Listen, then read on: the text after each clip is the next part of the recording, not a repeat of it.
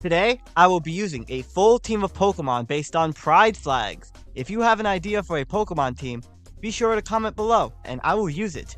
And if you like this kind of content, feel free to subscribe. And now, without further ado, let's get right into the battles. Good morning, afternoon, and evening, lovely people. Today I am using a 5th pride flag team. This is amazing.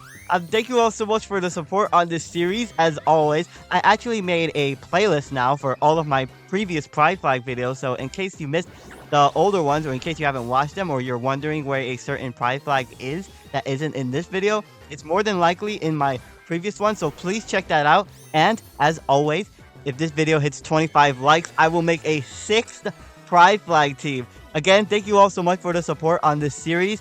And last time I did this video, I asked for 25 likes, and I ended up getting 125. This is insane. Thank you all so much, as always. Now, onto the battle. Now, unfortunately, my Porygon Z gets taken out by the Garchomp's Brick Break. I actually didn't go for Ice Beam. I went for Tri Attack, thinking that they would swap. So I'm going to swap in my Dollop here for the Demi-Romantic flag, and I'm going to take out the Garchomp. As always, I'm going to have in my little box down there, I'm going to have what the flags mean and everything like that. So in comes the Palafin. The Palafin let off earlier, and now it's in its hero form. So I'm going to go for the Energy Ball, and I do some massive damage versus the Palafin. I unfortunately don't take it out, though, and there goes my Dollop, but I'm running on offensive Dollop. It's max special attack. This is actually a Trick Room team. So Trick Room obviously like reverses the speed, so like I have a lot of intentionally slow Pokemon, so if I set up the Trick Room, I can move first.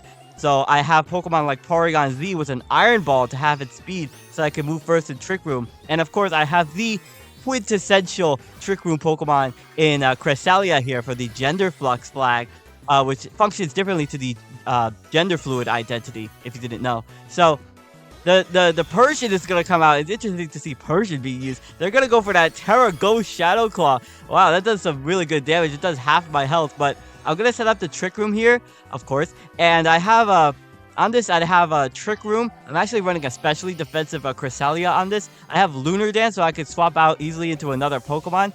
And I also could store the Lunar Dance so that my Pokemon can be brought back on full health. More on that later, though. So into my Poltergeist for the Neutrois flag. I believe that's how it's pronounced. It's when your gender is considered like neutral or null. It's different from agender, which is funny because Sinistcha, I believe, was my agender flag. So this is a Trick Room Poltergeist. I'm running a Focus Sash on this. I actually take out the Persian with the Shadow Ball. I got a KO with this Pokemon. So I'm gonna go for the Shadow Ball on the incoming Arcanine. I actually get a special defense drop. Now on this, I'm running a Focus Sash on this, and I have Heat Proof.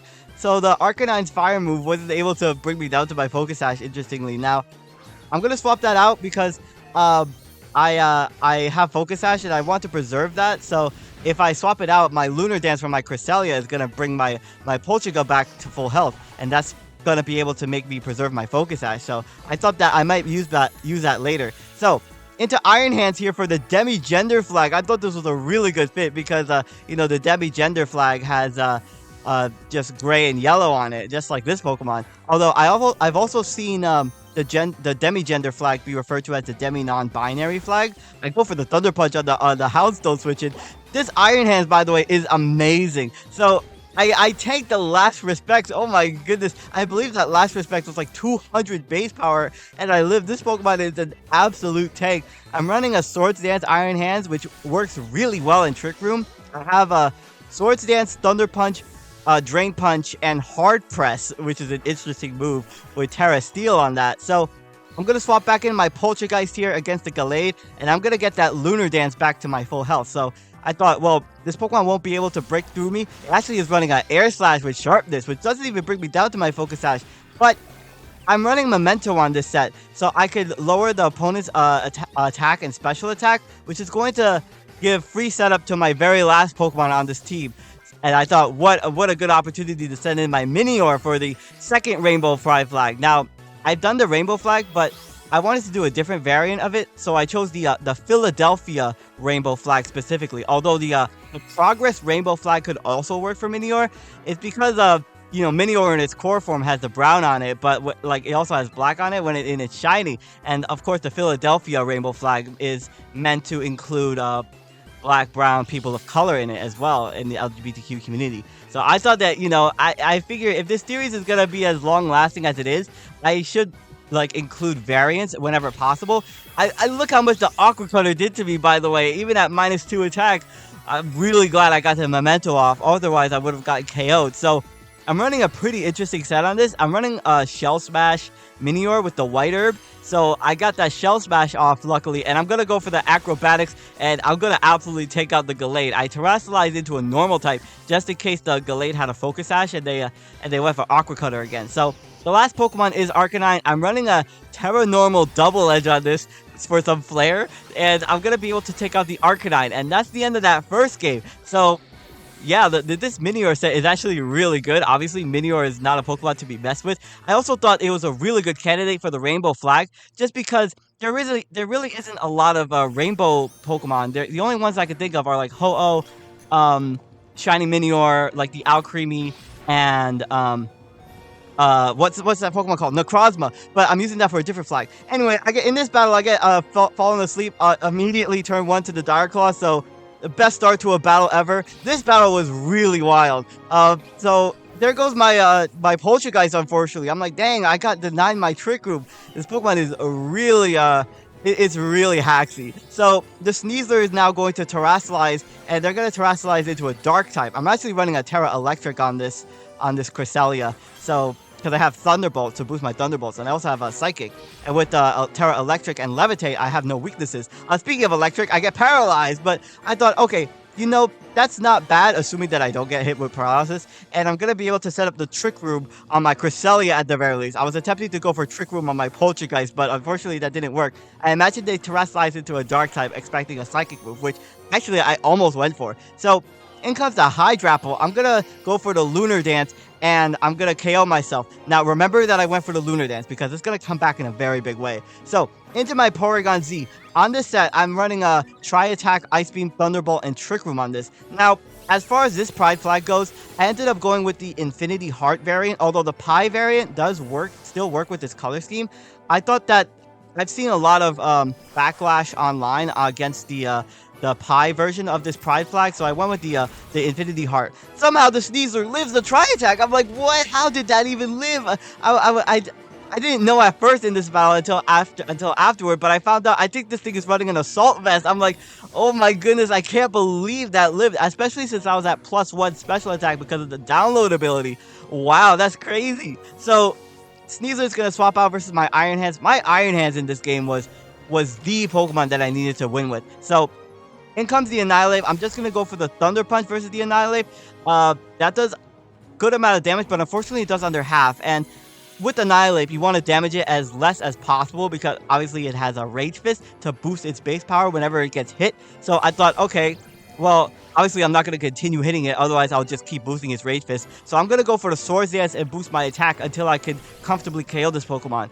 But unfortunately they have Taunt on their Annihilate, so I'm like, okay, well, I do have +2 attack, and the Annihilate, of course, has Bulk Up. So I'm like, yeah, this is probably like a specially defensive Annihilate with Bulk Up, Rage Fist, Drain Punch, and Taunt. So I was hoping that they didn't have Taunt on their set. So I'm going to go for the Thunder Punch. I do a good amount of damage, but they have a Citrus Berry, so I was like, oh, okay. So I just gotta hope that I live this Rage Fist, because Rage Fist is now at 150 base power, so it's going to absolutely hurt me. But I take that hit because of Iron Hand's natural bulk. This Pokemon is such a tank. I love this Pokemon so much. Iron Hand's my beloved. Like I said, I'm really proud of this Pokemon for the demi-gender flag, or the demi-non-binary flag, which I've seen this flag be both for, so I'm sure it's the demi-gender one, but leave a comment if you know. So I'm gonna swap in my Minior versus the Sneasler, hopefully to tank a Dire Claw, because fun fact, when Minior it's in this form, the Meteorite form, it actually cannot be statused at all. Not many people really know about that, but Minior cannot be statused when it's in its Meteor form, which is really interesting. It actually helped me versus the potential side effects from the Dire Claw. Now, this turn I thought, well, I anticipate they want to swap in their Corviknight, so I'm going to swap in my Dollop. I'm actually running Terra Blast Fire on this, but they actually end up swapping into Baxcalibur, so I'm like, okay. I just gonna go for the Terra Blast here. I'm running a really interesting set on this. I have Endure with the Custap Berry. So if I go for the Endure and I put myself on 1 health, Custap Berry will activate and it will constantly give me up. It will constantly make me move first. But I also have Harvest, so I can also eat the Custap Berry if I get lucky. But unfortunately, I'm going to get taken out by Icicle Spear. I didn't want to go for the Endure that turn, just in case the Excalibur kept setting up Dragon Dances. Now, I'm going to get the Healing Wish, or not the Healing Wish, the Lunar Dance on my Iron Hands. Remember that earlier? It's actually going to kick in now, because I lost a good amount of health. So, the Excalibur is going to go for the Icicle Spear. I was hoping they didn't have Earthquake, but they crit twice with Icicle Spear. I'm like, no, I'm taking way too much damage from this thing. So I do take those hits at the very least, and I'm gonna be able to Drain Punch and get a lot of my health back. Now, this is where the battle got really interesting.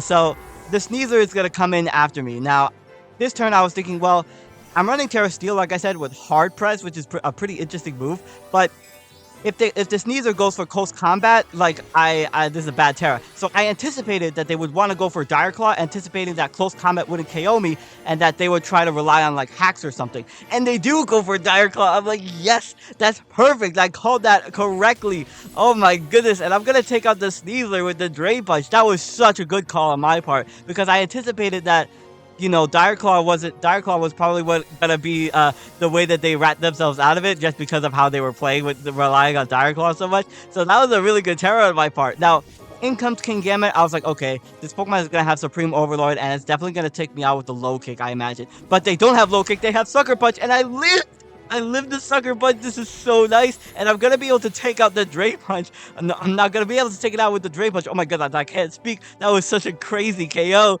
because obviously Kingambit has that Supreme Overlord ability, which powers up its moves, and you know, Iron Hands is such a tank. It's so good. So the last Pokemon they have is Corviknight. This is the Pokemon that I was really worried about, because I was anticipating this Pokemon to potentially be like Iron Defense Body Press, but they just revealed Iron Head, so I was like, okay, they're not that. I anticipate they're running like Defog, U-Turn, Iron Head, and Roost, which they do go for it. And I was like, oh no, I went for Thunder Punch, and they have Rocky Helmet. I better not play around with this, because I might throw this game if they continue roosting, and I might go down to the Rocky Helmet. So they're gonna go for the Roost again, and thankfully I do call that, because obviously Corviknight loses its Flying type when it goes for Roost, but I'm gonna go for the Drain Punch, which is gonna still be super effective, and it's going to recover my health while also making sure that I don't go down to the Rocky Helmet.